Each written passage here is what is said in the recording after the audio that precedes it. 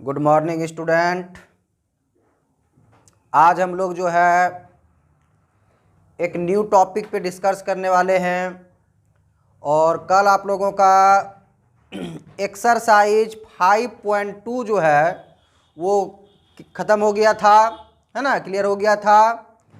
और आज जो है हम लोग एक्सरसाइज 5.3 के लिए कुछ कॉन्सेप्ट पढ़ेंगे। पहले जानेंगे कि 5.3 में जो है किस प्रकार के हमको क्वेश्चन पे डिस्कस करना है, किस प्रकार का टॉपिक उसमें दिया गया है। पहले उसके कॉन्सेप्ट को हम लोग अच्छी तरह से समझेंगे, जानेंगे, जिससे हम लोग को एक्सरसाइज बनाने में कोई दिक्कत नहीं होगी। तो देखिए स्टूडेंट, सबसे पहले ध्यान देते हैं और आप लोग अच्छे से मन लगा के पढ़ते रहिए। आपका क्लास रेगुलर आपको मिलते रहेगा, कहीं कोई दिक्कत इसमें नहीं होगी। तो देखिए स्टूडेंट, सबसे पहले ध्यान दीजिए, हम लोग जो आज जानने वाले हैं, हम लोग सबसे पहले स्टूडेंट देखिए जानने वाले हैं कि हम लोग का टॉपिक का जो नाम है वो है ट्रांसपोज ऑफ ए मैट्रिक्स। देखिए स्टूडेंट्स, फिर से सुन लीजिए, इसका नाम क्या है? Transpose of A matrix. इसको हम लोग हिंदी में भी जान लेते हैं, इसको हिंदी में कहते हैं आव्यूह का परिवर्त। आपको समझ में आ गया होगा कि इसको क्या कहते हैं? आव्यूह का परिवर्त।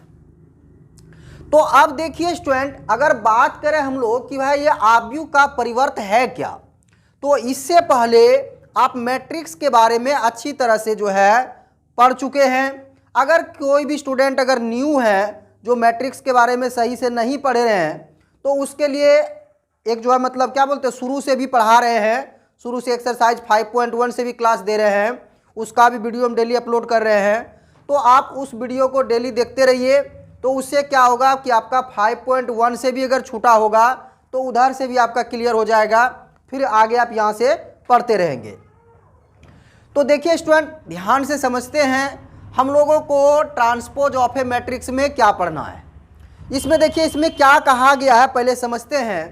कहता है कि किसी आव्यूह ए के पंक्तियों तथा स्तंभों को परस्पर बदलने पर प्राप्त आव्यूह को आव्यूह ए का परिवर्त कहा जाता है। देखिए कहता है कि कोई अगर मैट्रिक्स है स्टूडेंट, कोई मैट्रिक्स है, आपको पहले समझा चुके हैं कि मैट्रिक्स में रो किसको कहते हैं, मैट्रिक्स में कॉलम किसको कहते हैं। कहता है कि अगर किसी भी मैट्रिक्स के रो और कॉलम अगर दोनों को आपस में आप इंटरचेंज कर देते हैं, मतलब बदल देते हैं, रो को कॉलम के स्थान पर लिख देते हैं और कॉलम को रो के स्थान पर, तो उससे जो मैट्रिक्स बनेगा, है ना, उससे जो न्यू मैट्रिक्स बनेगा, जो फॉर्मेशन होगा, उसी को हम लोग क्या कहते हैं स्टूडेंट? उसी को ट्रांसपोज कहते हैं। उसी को क्या कहते हैं? ट्रांसपोज कहते हैं। ठीक है, यहां तक समझ में आ गया होगा। देखिए इसको स्टूडेंट या तो ए डैश पढ़ते हैं, इसको इस तरह से, ठीक है, इसको ए डैश भी बोलते हैं, या तो ए ट्रांसपोज भी कह सकते हैं। इसको इस तरह से आप डिनोट कर सकते हैं, और या तो स्टूडेंट ए पे पावर टी भी लिख सकते हैं, मतलब ए का ट्रांसपोज। ठीक है, आप इसको दो तरह से डिनोट कर सकते हैं। ठीक है, यहां तक समझ में आ गया होगा। अब देखिए स्टूडेंट, थोड़ा सा इसका इंग्लिश भी देख लेते हैं, ताकि बहुत सारे स्टूडेंट जो इंग्लिश मीडियम में भी मतलब अच्छी तरह से पढ़ रहे हैं, तो उसको इंग्लिश थोड़ा सा चाहिए भी चाहिए, है ना। तो देखिए थोड़ा सा इंग्लिश डिफिनेशन भी जो है देख लेते हैं। देखिए स्टूडेंट, इंग्लिश डिफिनेशन क्या है? The matrix obtained from any given matrix A. कहता अगर कोई मैट्रिक्स जो है ए गिवन है, कहता by interchanging the row and columns. कहता उसके रो और कॉलम को जब इंटरचेंज करेंगे तो कहता is called the transpose of A. कहता उससे जो मैट्रिक्स आएगा उसको हम लोग क्या कहेंगे? ए का ट्रांसपोज कहेंगे। ठीक है, अब देखिए इसमें भी वही बात लिख दी है स्टूडेंट्स कि and is denoted by A dash या ए पे पावर टी, है ना। तो इस तरह से आपको डिफिनेशन जो है समझ में आ गया होगा। कि अब देखिए थोड़ा सा एग्जाम्पल समझिए तो बात आपको समझ में आ जाएगा। देखिए कहने का मतलब समझिए स्टूडेंट, यहाँ पे आपको बात समझ में आ जाएगा। कि जैसे एक छोटा सा बात पहले समझिए कि जैसे ए इज इक्वल टू, मान लीजिए कोई सपोज डाटा ऐसे मान रहे हैं कि जैसे ए आई जे एक मैट्रिक्स है, ठीक है, और इसका मान लीजिए क्या है, ये m बाय n ऑर्डर का है। तो देखिए इसको जब आप इंटरचेंज करिएगा तो रो वाला क्या बन जाएगा? कॉलम बन जाएगा, और कॉलम वाला क्या बन जाएगा? रो बन जाएगा। तो ये इसका जो ऑर्डर हो जाएगा ना स्टूडेंट वो कितना हो जाएगा, n/m का हो जाएगा। ठीक है, अब देखिए यहाँ पे समझिए एक एग्जाम्पल, तब आपको अच्छी तरह से समझ में आ जाएगा। जैसे मान लीजिए स्टूडेंट एग्जाम्पल के लिए एक मैट्रिक्स हम ले लेते हैं 1 2 3 4, एक छोटा सा मैट्रिक्स ले रहे हैं ताकि अच्छी तरह से आपको समझ में आ जाए। अब देखिए स्टूडेंट यहीं पे देख लीजिए, अगर इसका हम लोग क्या निकालना है, इसका ट्रांसपोज निकालना। आप ऐसे भी लिख सकते हैं या इसको दूसरे भाषा में a पे पावर t भी लिख सकते हैं। ठीक है, अब देखिए जब इसको करना क्या है, देखिए स्टूडेंट फिर से समझ लीजिए, रो किसको कहते हैं आपको याद होगा। देखिए इधर वाले को हम लोग क्या कहते हैं, इसको रो कहते हैं, इसको r1 कहते हैं, इसको क्या कहते हैं r2, आपको याद होगा। और इधर से भी आपको समझा चुके हैं कि इसको क्या कहते हैं c1, इसको क्या कहते हैं c2। ठीक है, तो डिफिनेशन आप देख सकते हैं, डिफिनेशन में हम क्या बताए है ना, डिफिनेशन में आपको बता दिए हैं कि रो के जगह क्या करना, कॉलम, और कॉलम के जगह रो को लिखना है। तो चलिए इंटरचेंज करते हैं। देखिए इंटरचेंज जब करेंगे, ये इस तरह से लिखा हुआ है तो इसको ऐसे लिखना है। या देखिए ये वाला रो 1 2 इधर से है, आप 1 2 को इधर से लिख दीजिए, है ना। यहाँ पे देखिए 3 4 है तो यहाँ पे आप ऐसे 3 4 लिख दीजिए, है ना। तो ये वाला जो मैट्रिक्स आपका बना स्टूडेंट, इसको हम लोग क्या कहेंगे, इसको कहेंगे ट्रांसपोज। क्या कहेंगे स्टूडेंट, इसको कहेंगे हम लोग ट्रांसपोज।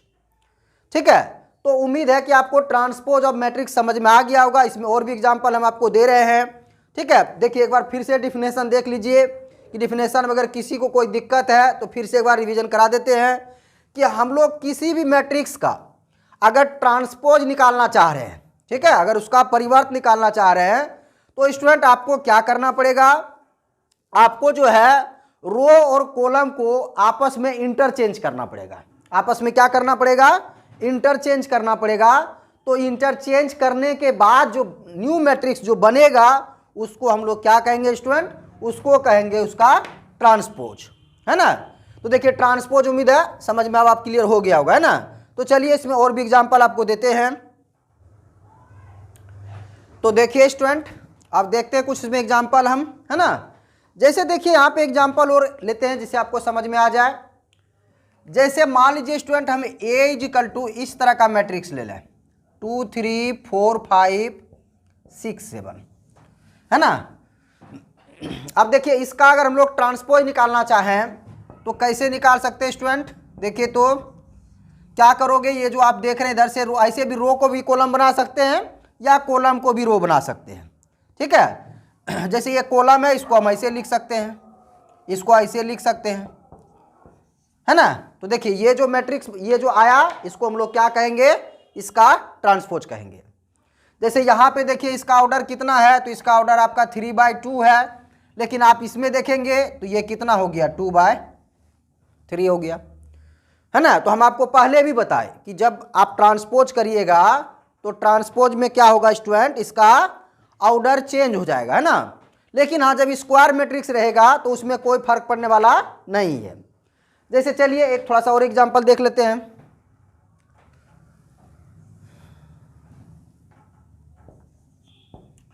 जैसे चलिए एक B = मैट्रिक्स ले लेते हैं 3 5 7 0 0 2 4 9 2 5, है ना। अब देखिए इसका अगर ट्रांसपोज निकालेंगे स्टूडेंट क्या हो जाएगा, हम लोग अगर B का ट्रांसपोज निकालेंगे तो देखिए क्या लिख सकते हैं। जैसे ये रो है इसको कॉलम बना लीजिए, या कॉलम को भी रो की रो से करिएगा तो स्टूडेंट आपका गलत नहीं होगा। ठीक है, जैसे देखिए यहाँ पे इधर से ये आपका रो था, इसको आप कॉलम बना दीजिए 3 5 7, यहाँ पे 0 2 4, है ना, फिर यहाँ पे कितना 9 2 5। ठीक है, देखिए ये ट्रांसपोज हो गया इसका, है ना। तो देखिए स्टूडेंट अच्छी तरह से पहले माइंड में बात को सेट कर लीजिए कि आखिर मैट्रिक्स का हम लोग ट्रांसपोज किस तरह से फाइंड कर सकते हैं, है ना। अगर आपको किसी भी मैट्रिक्स का ट्रांसपोज फाइंड करना, ट्रांसपोज निकालना है तो आपको क्या करना पड़ेगा स्टूडेंट, बस छोटा सा काम करना पड़ेगा। आपको रो के जगह कॉलम को लिखना पड़ेगा और कॉलम के जगह रो को लिखना पड़ेगा, है ना। बस आपको छोटा सा ही काम करना है। आप इसके सहारे किसी भी मैट्रिक्स का ट्रांसपोज इजी वे निकाल सकते हैं, है ना। तो उम्मीद है स्टूडेंट आपको अच्छी तरह से ट्रांसपोर्ट समझ में आ गया होगा। अगर देखिए आप लोग जो है जितने भी स्टूडेंट हमारे वीडियो को देख रहे हैं कम से कम उसको जो है लाइक कमेंट भी करिए, है ना। इसके बाद जो है उसको शेयर भी करिए। आपका कोई भी फ्रेंड्स है जो कि मतलब दूसरे जगह पे है, कहीं पे पढ़ रहा है ना, जो कि 12th में है, तो कम से कम उसको भी वीडियो शेयर करिए, है ना, ताकि जो है मतलब अधिक से अधिक लोग जो है इस वीडियो को देख सके, जिससे कि अच्छा लगेगा उनको भी, है ना, उनका भी पढ़ाई जारी रहेगा। तो देखिए स्टूडेंट आप लोग ध्यान से पढ़िए, आपको एक एक टॉपिक आपको अच्छी तरह से पढ़ाएंगे, है ना। आपको ज़्यादा मतलब कोई दिक्कत नहीं होगा, अच्छी तरह से समझ में आ जाएगा। तो थोड़ा सा ये ऑनलाइन क्लास है, ऑफलाइन में और ऑनलाइन में कुछ ना कुछ तो डिफरेंट है ना। लेकिन फिर भी स्टूडेंट आपको कोशिश करते हैं कि अच्छी तरह से आपको समझ में आ जाए, है ना, ताकि कोई दिक्कत आपको नहीं हो।